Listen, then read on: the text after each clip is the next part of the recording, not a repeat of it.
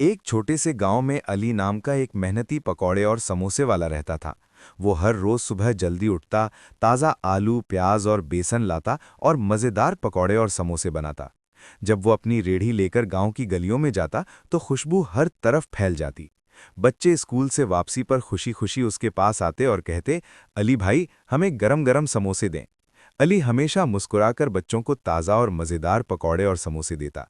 अगर किसी बच्चे के पास पैसे कम होते तो वो कहता, कोई बात नहीं, अगली बार दे देना।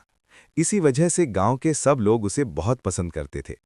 एक दिन गांव में तेज बारिश शुरू हो गई। सब दुकानें बंद हो गईं, मगर अली ने अपनी रेढ़ी के ऊपर छतरी लगाकर काम जारी रखा ताकि बच्चों को गरम गरम खाना मिल सके। बच्चे बारिश में भी उसके पास आए और खुशी से समोसे खाने लगे। गांव के बुजुर्गों ने अली की मेहनत और मेहरबानी देखी तो उसकी मदद की और उसके लिए एक छोटी सी दुकान बना दी। अब अली की दुकान गांव में बहुत मशहूर हो गई।